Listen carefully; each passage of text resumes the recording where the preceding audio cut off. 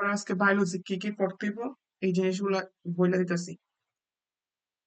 এই যে দেখো, ওই তুমি যে আমার একটা পিডিএফ দিছিলে সাজেশন, এই যে হলো 3 নম্বর প্রশ্নটা দেখো।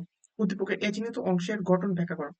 উদ্দীপকের এ চিহ্নিত অংশ, এই এ চিহ্নিত অংশটা দেখে তোমার কি মনে হইতেছে বলো তো? এটা একটা উদ্ভিদ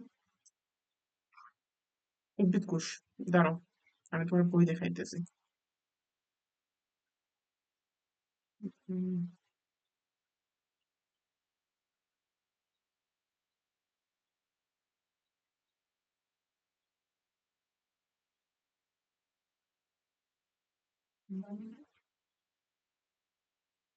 এই যে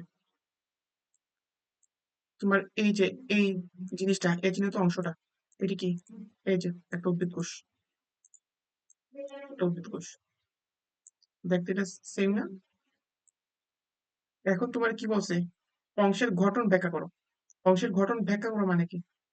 এই চিত্রটা তুমি মাস্ট আঁকবা, দেন এখানে যতগুলা লেখা আছে সবগুলা লেখার চেষ্টা করবে। এটা নিজে নিজে 1-2 বার করলেই হয়ে যাবে। আর তুমি তো পারোই, দেখছিলাম তুমি কি করছিলা, এই উদ্ভিদ কোষের টিস্যু ছিলাম। এটা কেসে প্রতিবার এক্স এবং ওয়াই এর ঘটনা এবং কার্য মিল অমিল বিশ্লেষণ করো। আচ্ছা, ফার্স্টে আসো এক্স আর ওয়াই। এক্স অংশটা কি আর ওয়াই অংশটা কি? দেখো তো, এক্স অংশটা আমাদের এখানে জাইলেম আছে, জাইলেম ভেসেল, না ট্রাকিড ভেসেল। এই যে ট্রাকিডের মতো, এই যে এটা ট্রাকিডের মতো না? এই যে এই ট্রাকিডটা, এই যে এটা ট্রাকিডের মতো। আর এইটা দেখতে তোমার একটা আবরণী টিস্যুর মতো দেখা যায়। আবরণী টিস্যুর মতো দেখা যায়, কিন্তু এটা আসলে ভেসেল, আমার মনে হইতেছে যতটুকু।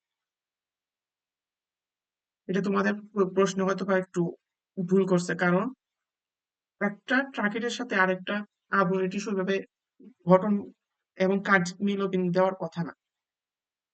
তাহলে আমরা এক্স এ ধরে নিতেছি ট্রাকিড, আর ওয়াই এ ধরে নিতেছি ভেসেল। এখন তুমি এই পোর্শনটা পড়বা, ট্রাকিডের অংশটা পড়বা আর ভেসেল অংশটা পড়বা। এদের মধ্যে মিল আর অমিল বাই করবা। ফার্স্টে বলছে গঠন। গঠনটা কি? ট্রাকিড কোষটা লম্বা, এদিকে দেখো ভেসেল কোষগুলা খাটো চোঙের মতো। তারপর এই দেখো ট্রাকিড কোষের প্রান্তগুলো সরু এবং স্থূল। আর এইখানে কি হয়েছে? এখানে কোষগুলো একটির মধ্যে আরেকটি সজ্জিত হয়ে প্রান্তীয় প্রাচীরটি গলে গিয়ে একটি নতুন দীর্ঘ নলের মতো আকৃতি সৃষ্টি করে। এইখানে তুমি পুরাটা যখন পড়বা তখন বাই করে লাগাতে পারবে গঠনের মধ্যে কোনগুলা মিল আছে আর অমিল কোনগুলো আছে, এগুলো তুমি বাই করে ফেলতে পারবা যখন এই দুইটা প্যারা পড়বা। এই দুইটা প্যারা পড়ার পর মিল আর অমিল বাই করে ফেলবে। আর এখানে দেখো, প্রাচীরের পুরুত্ব কয়েক ধরনের হয়, যেমন বলয়াকার, স্বল্পাকার, সোপানাকার, জালিকাকার এবং কূপাঙ্কিত।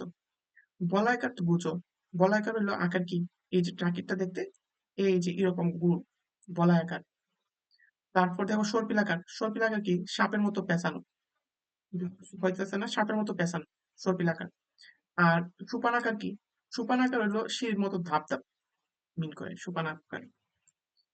আর এদিকে দেখো জালিকার কি? জালিকার আকার তো জালিকার মতো, এটা তো বুঝোই, একটা জাল আছে আর এটার মধ্যে এরকম করা থাকবো, আর মধ্যে ফাঁকা স্থান থাকবো। এই যে মধ্যে ফাঁকা স্থান, জালিকাকার। আর কূপাঙ্কিত, কূপাঙ্কিত মানে মনে করো একটা কোষ আছে আর এটার মধ্যে এইভাবে গোল গোল কূপ আছে, একটু ভিতরে ছোট ছোট, একটু গভীর। এই ধরনের ট্রাকেট গুলো হয়। মানে তুমি 1 নম্বর প্রশ্নের জন্য চিহ্নিত অংশ হলো তোমার উদ্ভিদ কোষ, আর এই যে 2 নম্বর প্রশ্নের জন্য তোমার এক্স হলো তোমার ট্রাকিট, আর ওয়াই রে আমরা ধরে নিছি ভেসেল। এই দুইটার জন্য এই দুইটা প্যারা পড়বো, গঠনটা পড়বো, আর কার্যকর মিল অমিল গুলা বাই করে ফেলবো। এই জিনিসটা পড়লেই পারবা, নিজে নিজে করার চেষ্টা করবে। তারপর আসো 2 নম্বর প্রশ্নে।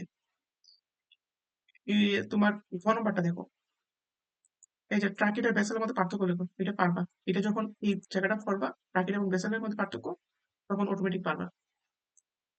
এখন আসো এক্স এবং ওয়াই জেড এর তুলনামূলক আলোচনা চিত্র সহ লেখো। এক্স আর জেড কি? এটা হলো আমাদের দেহের চলাচলে সাহায্য করে।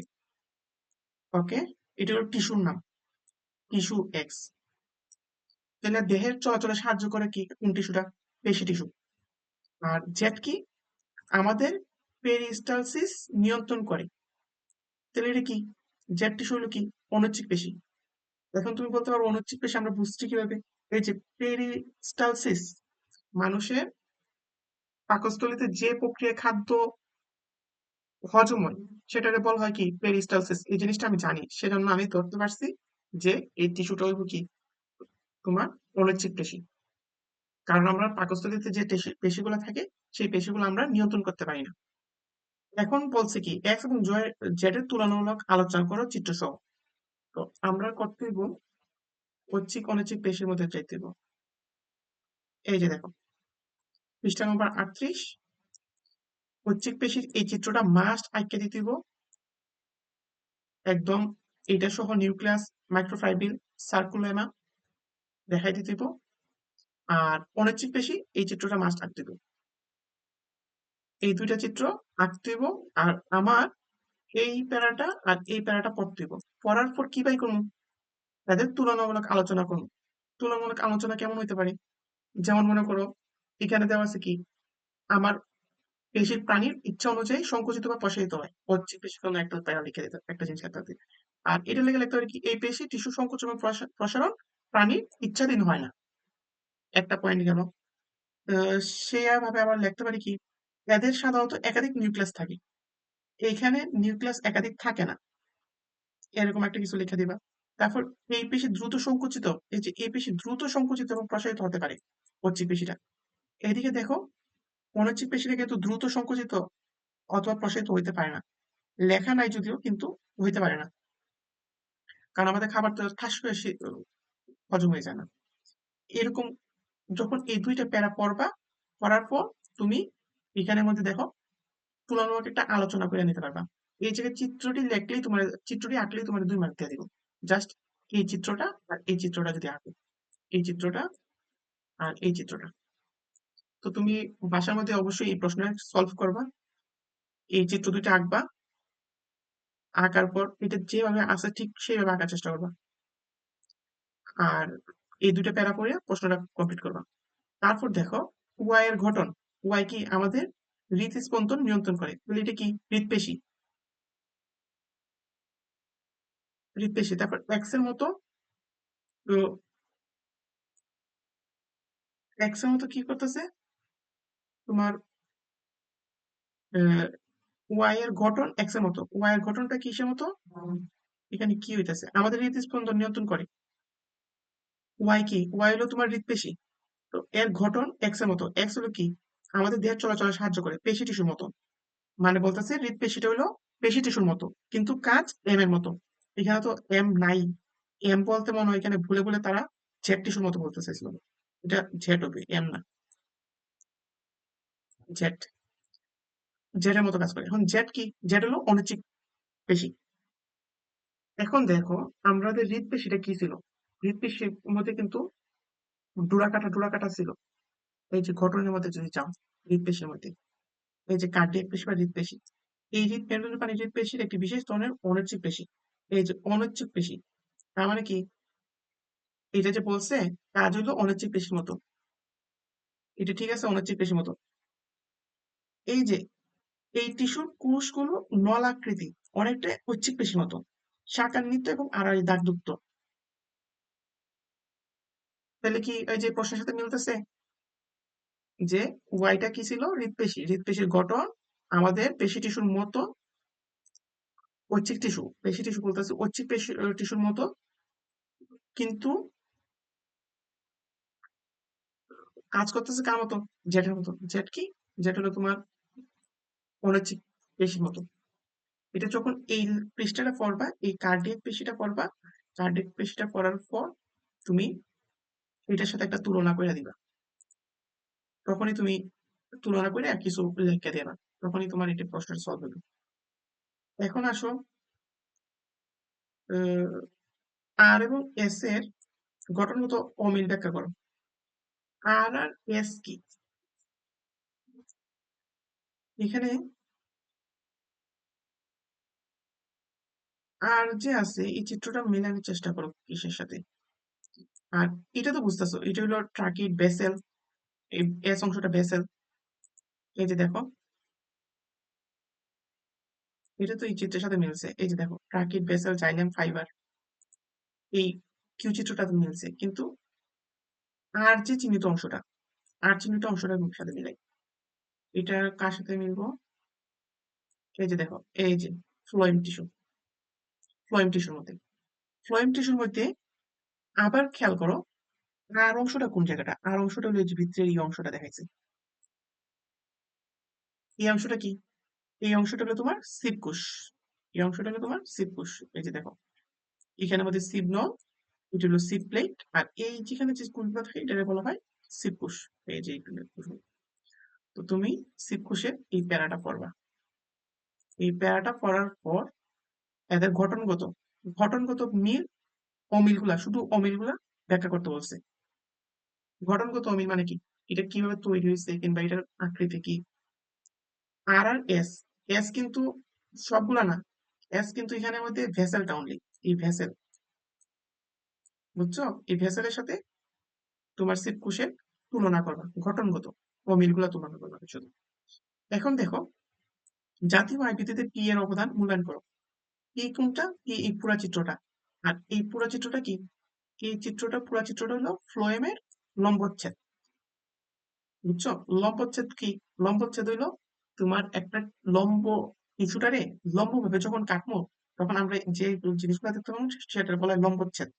আর প্রস্থ বরাবর যে জিনিসটা কাটবো সেটার বলা হয় প্রস্থচ্ছেদ। দেখছো, এটা ফ্লোয়েম টিস্যুই লম্বচ্ছেদ একটা, একটা হলো প্রস্থচ্ছেদ, দুইটা দেখতে দুই রকম।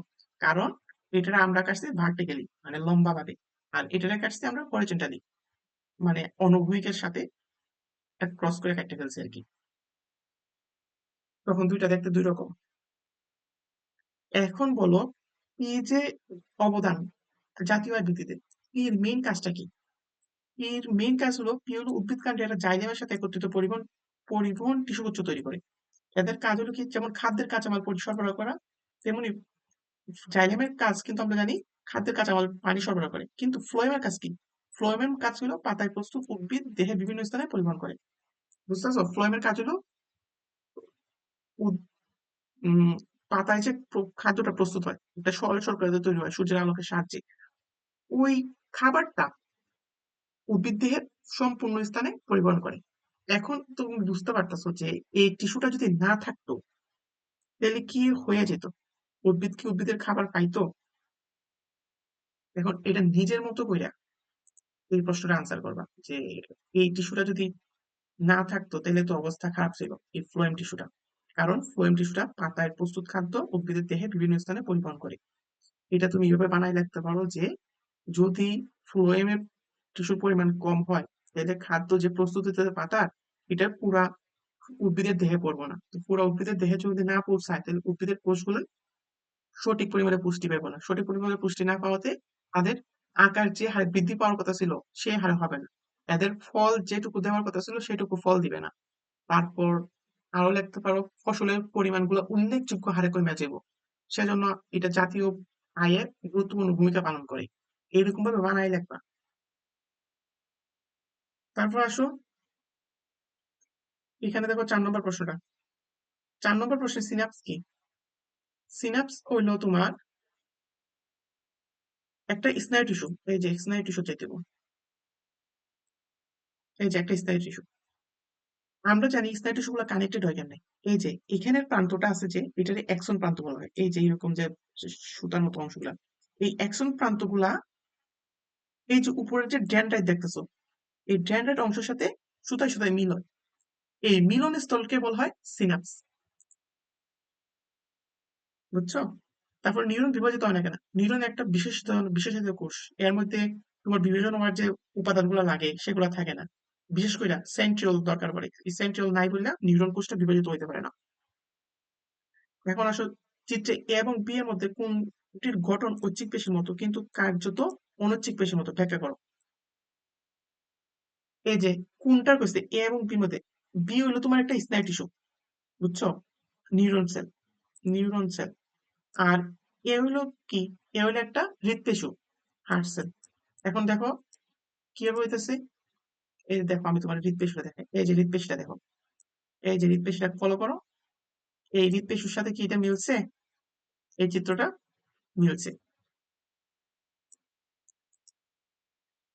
এই যে এখন তোমার প্রশ্নের মধ্যে কি বলছে? প্রশ্নের মধ্যে বলছে যে চিত্র এ এবং বি মধ্যে কোনটির গঠন ঐচ্ছিক পেশির মতো।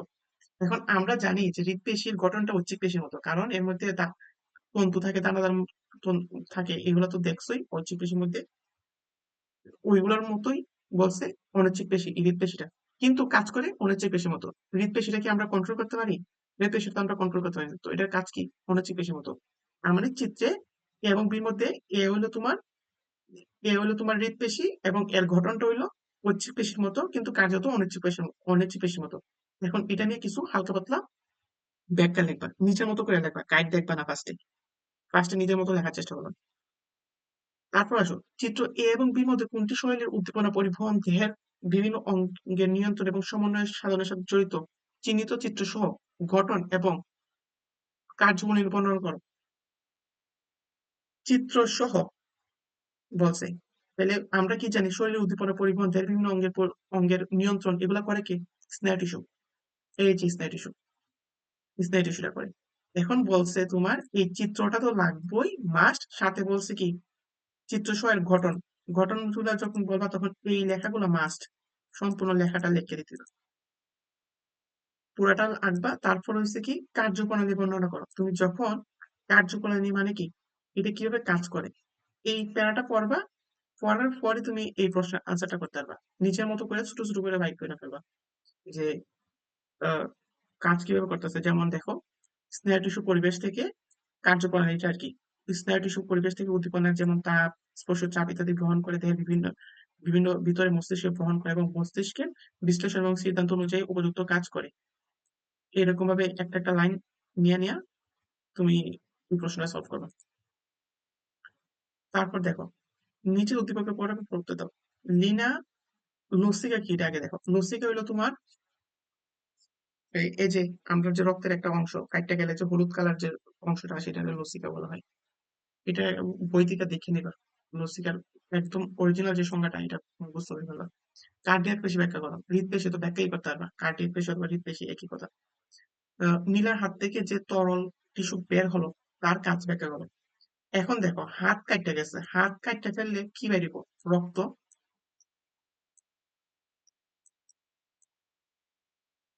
রক্ত। এই রক্ত নিয়ে তুমি লেখবা এই রক্তের কাজ কি, এটা তো লিখতে মজাই পাইবা, কারণ এটা তো অনেক বিশাল একটা প্যারা আছে। এই যে তরল যোজক টিস্যু, এই যে রক্ত, রক্তের অংশগুলো হইতেছে রক্ত। পড়বা, রক্ত পড়লে পর আস্তে আস্তে বুঝবা যে রক্তের কাজ কি।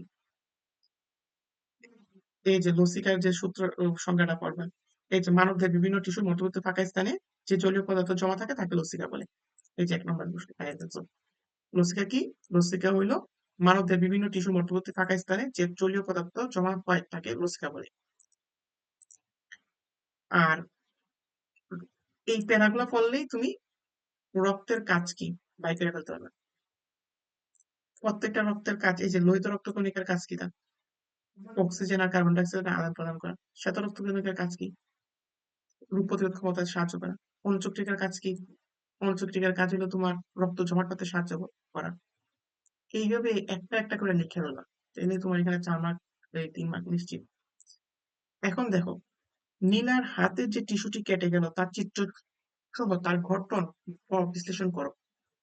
নীলার হাতের যে টিস্যুটা কেটে গেছে, আচ্ছা, হাতের মধ্যে আমাদের কি বেশি থাকে? এখানে হাতের মধ্যে আবরণী টিস্যু থাকতে পারে, পেশি টিস্যু থাকতে পারে।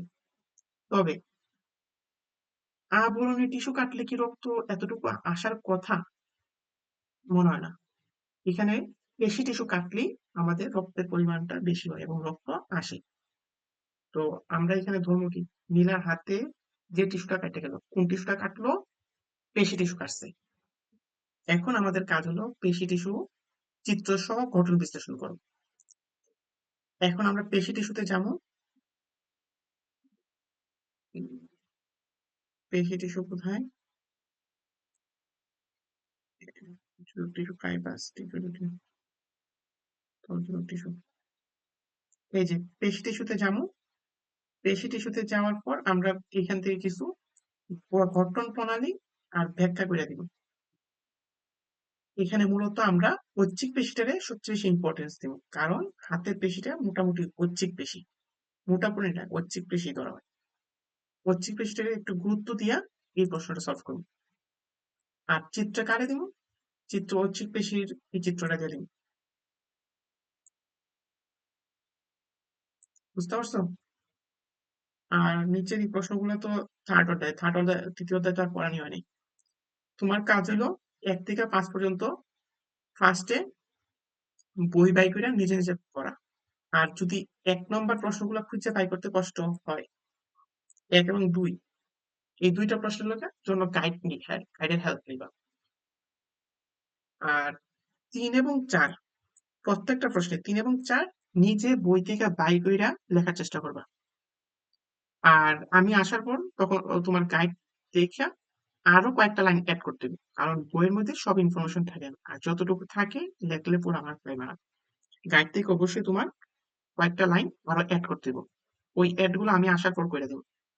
তবে তোমার এখন কাজ হলো দ্বিতীয় অধ্যায়ের জন্য এখানে যে 5টা সৃজনশীল আছে, 5টা সৃজনশীল নিজে নিজে নিজে নিজে বই বাই কইরা শেষ করা। আমি যতটুকু পারছি বই থেকে তোমার দেখাই দিচ্ছি যে বইয়ের এই অংশগুলা পড়বা। ঘ আর ঘ প্রত্যেকটা প্রশ্নে ঘ আর ঘ তুমি কমপ্লিট করবা। আর একটা কাজ করবা, সেটা হলো ইংলিশ। ইংলিশ তোমার সুইটেবল ওয়ার্ড পড়াইতেছিলাম, 3টা মডেল কোয়েশ্চেন দিছিলাম। কত? 18, 19, 18, 19, 20 খুব সম্ভবত দিছিলাম। তুমি 21, 22, 23 এই 3টা সুইটেবল কোয়েশ্চেন পড়ে রাখবা। আর কোনো প্রবলেম হইলে, বুঝতে অসুবিধা হইলে ও হোয়াটসঅ্যাপে আমার নক দিও।